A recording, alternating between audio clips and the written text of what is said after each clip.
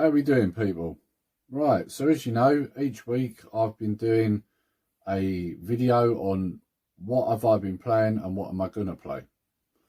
So last week I mentioned that I still haven't got round to playing my Switch games, and good news, guys, I have now played them, although not for very long. Yeah, I haven't had a massive amount of time, but we'll go into that in a sec. So first things first, one of the games, and we're talking about an oldie, that I have been playing is the one that's on the screen right now, and that's Golden Axe. Yeah, I love this game. I always like to get a go on it here and there when I get a chance, and it's one of them games you can just play over and over and over again. It never gets boring. I mean, I've completed it a few times in the past, but I still enjoy playing it. It doesn't seem to matter how many times I finish it, I always want to go back to it. So yeah, and that's my favourite character actually on the screen right now. So yeah, so I've been playing that. I've also been playing some Power Kitty V90, which is mainly I've been playing SNES games. Main reason for that is because I have got a video coming up where I'm covering the SNES games on the Power Kitty V90. And I've been playing several games there. F-Zero, Mario Kart, Power Rangers the movie, Super R-Type, and that terrible Bart game. Yeah, just the Simpsons game, and it's just horrendous. But yeah, so I've got a video of that coming up. Or it might have already been, depending on when I upload this. So keep an open mind on that. But yeah, I've been playing a little bit of that as well, here and there. But I've also jumped on the Switch, and I haven't had a massive amount of time because I had my oldest boy over at the weekend, which is a good thing, you know, lovely thing, because, you know, as you know, over the last year, I've had him here and there, but not seen a great deal of him. And the good thing now is that I'm at a position where I can see him more, obviously because of COVID and all that rubbish. So yeah, so I've had him a few times now over the last few weeks, so that's nice. Of course, what comes with that then is that you've got two lads in the house, and it does kind of occupy you a bit. So yeah, we watched Die Hard with a Vengeance the other day. I've been down in my gym. If you've watched my channel previously, you would have seen that we built a gym at the bottom of the garden, proper Olympic style gym. So Kyle started getting into his training in the last year or so. Bought him a set of dumbbells for when he's at home, but when he's here he loves to get in the gym. So yeah, I've been training with him, and we've encouraged Connor to train as well, because obviously, you know, he likes his football, and you know, you want to stay in shape, a bit of training's good. So we've been doing that. Like I say, we watched Die Hard with a Vengeance and various other things. Like Connor had his football training Saturday, had his football game Sunday. So time's been a bit short, so I haven't had much time for gaming. So unfortunately, I said before I was going to jump on the PS4 and have a go on a bit more Val Faris and Axiom Verge. Unfortunately, that has not happened. But I did manage to jump on the Switch. So I played Symmorax, and you'll see a little window come up here. As you know, I like my my shmups, my shoot 'em ups. And as I always say, I love them. I'm not particularly good at them, but I love them. Yeah, it's an interesting game, actually. It's a different type of concept, because with this, it's not like most shooters. You know, most shooters, you know, if you get shot at too much, you lose your life, you die. This one's different. It goes on your time. So that's interesting. But there's other things to it as well. Like, you've got a button where you can slow down time around you, so the speed of everything slows down, which can come in handy when you're fighting a boss, because, you know, as you know, with all shooters, they're firing off in every direction. It's difficult to avoid it. This, you can slow it down and avoid, you know. So, and then you've got your overpowered weapons like most shooters, your specials. But I like it. It's all sort of done in a kind of, I suppose the best way to put it would be like a dystopian, you know, almost steampunky like, you know. You know, they're using what looks like modified World War II planes in it, if you get what I'm saying. Sorry about that, guys. Bit of a jump cut. Don't you just love modern technology? Doesn't warn you of these things until it does it. You know, basically my phone decided to tell me that I'd used up all the available room to film. But it decides to tell you that as it's shutting off, rather than a bit of a warning beforehand. God damn, like you think like as time goes on, things like this would get more reliable, not less reliable, wouldn't you? Seems the more that they move technology ahead, the more they take a couple of steps backwards on things as well. Anyway, you don't want to hear me moaning on about the epoxy phone. So yeah, what did I get to? So I was talking about Symmorax. Like I say, it's got like a kind of steampunky vibe to it. I think, from what I could gather, I think you're meant to be like time travelers, which makes an interesting thing because, like I say, it's very wacky. It is very wacky. You know, you're fighting against, like, at one stage, you'll see in the footage there, I'm fighting against a sentinel, which, you know, looks like what you'd expect a sentinel to be, you know, like similar to what you see in the Matrix, for example, you know, the squid-looking things.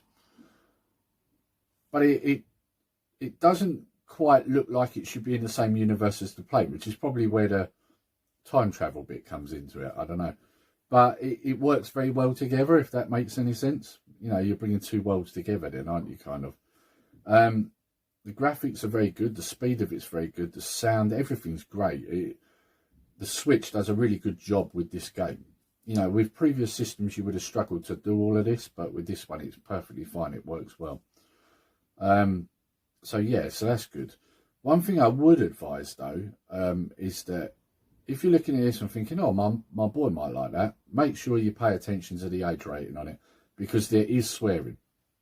You might even see it come up in this little footage window actually, because although the sound's not on in that footage window, you get subtitles at the bottom as well, and the F-bomb gets dropped a few times. I was quite surprised actually, it took me back a bit when I was playing it, because in all intents and purposes, when you look at the game, it does look like something that, you know, a young lad would want to play. You know, for myself, when I was a kid and I used to go in the arcades, I used to play like 1942, 43, 44, all them sort of games. And this is no different. It has the same appeal as they would have, other than the fact, obviously, it's a side-scroller. It is a very different type of game, but you get what I'm saying. It's that same sort of vein of shoot 'em up, which can be very appealing to a kid. Yeah, don't let your kids play this. Not unless they're used to a little bit of harsh language. That's all I would say. Because like I say, if you look at this footage, you'll see that this is only the first level or so, and there's already an F-bomb dropped twice. So that will give you an idea. I imagine it probably will get a lot worse as you get further in. So just a warning for you. Right, okay, swiftly moving on. We've got Super Mario 3D World, Bowser's Fury. What is there really to say about this? I mean, most people have covered this already, haven't they?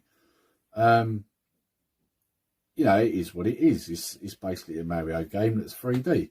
And you do get some nice little touches in it. I like the fact, for example, like when you get the cat suit, you can climb up walls and stuff like that.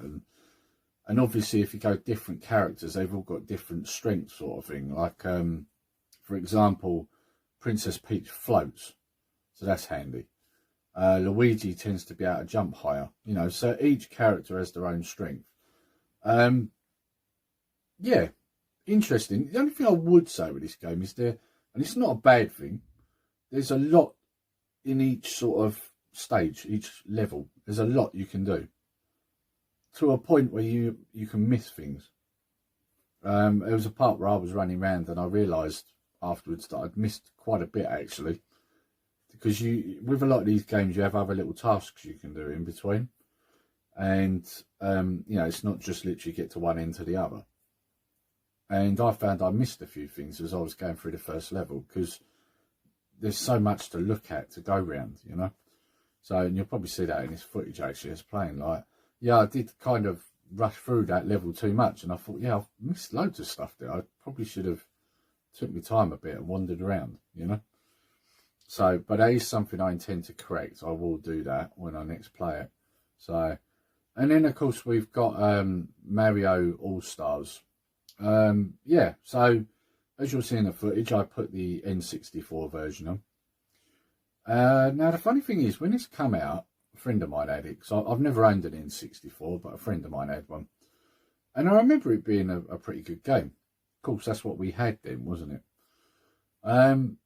I've got to be honest, like, putting it on, obviously, it doesn't look as polished as what we've got now, obviously, because, you know, it was one of the first types of 3D sort of Mario games, and it was good for its time. However, the issue I have with it is the controls. The controls are terrible. I don't know if that's because it's ported from the N64 version, and that's why. I just find, like, the viewing angles, for example, like the camera angles are terrible. Like, when you're running around, you know, with most games like that, when you're running around, you want to look and see what's around you.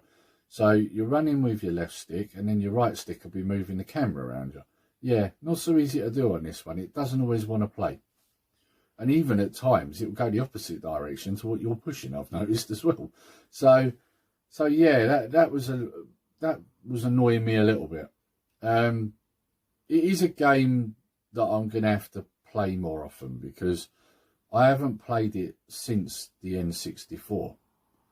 And as a result, I'm a little rusty with it, like what button does what. You do get tutorials for it that tell you what you can do. But I do find on the first level, if you're not careful, all you will be doing is reading tutorials and how to do things. There are a few.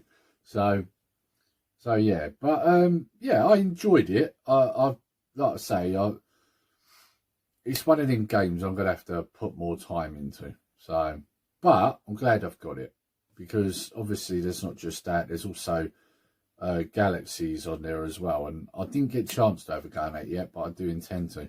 And I did notice that the soundtracks to the games are on there as well, which is really good. So yeah, definitely going to get hours of fun out of that for sure. I mean, that game, or that cartridge itself, card, whatever you want to call the Switch games, has got a lot on it. So it's well worth what you're paying for it. And especially in my case, I got it for, I think it was $34.99 from Smith's. I mean, that's a bargain. You know, it's hours of gameplay there. So it's going to keep me occupied for some time. But yeah, for the next week, I'm going to try and concentrate on what I didn't get to play this week. So now we get to the part where we discuss what I'm going to have a go on next week. Right, well, that's quite simple. And I'm just going to have to move a few things so I can show you.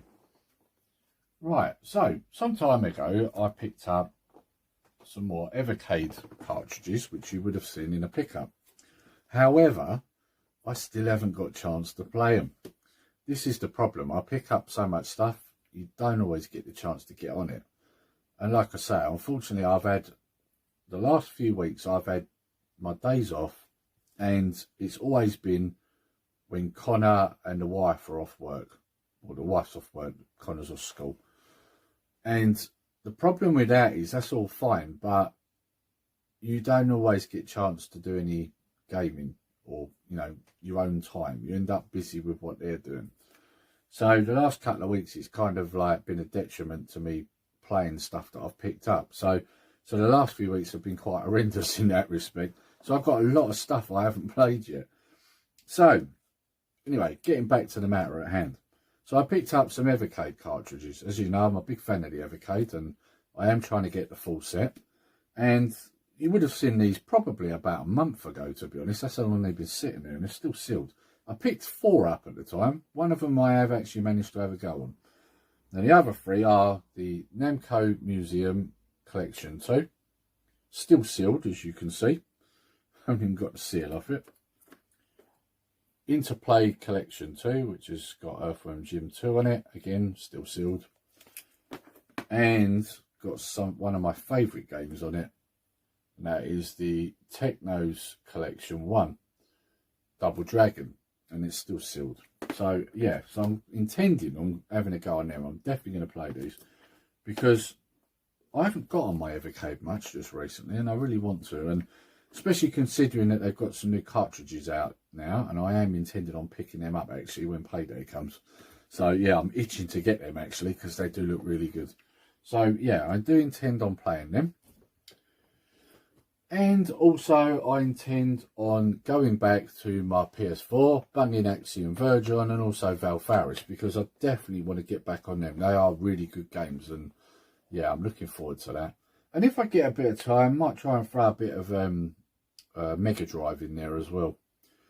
I am currently at the moment, I'm trying to find a way that I can film some DS, because I've picked up quite a few DS games recently, and I haven't played them because I wanted to do it as part of, you know, these videos. But unfortunately, it's a bit of a difficult thing to try and film, isn't it? So I'm going to have to try and find a way of doing that.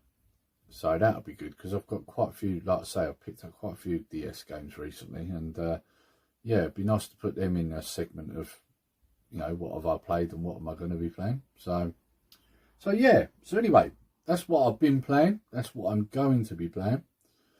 And that's all there is, really. So we might as well end that one there. I hope you've enjoyed the video, guys. And if you have, please like, share and subscribe. And also hit that notification bell so that you're made aware of all our future videos. And also comment. It's always good to hear. Let us know what you've been playing. And also, one thing I want to add at the very end here is that I've mentioned this before. I'm part of the Unofficial Anbernic Facebook group. It covers all emulation now, not just handheld. If that's something that interests you, get over there, join the group. There's more and more people joining every day. And as we know, emulation is pretty much everywhere now. So if it's something that interests you, get yourself over there and join. Good banter, good conversation.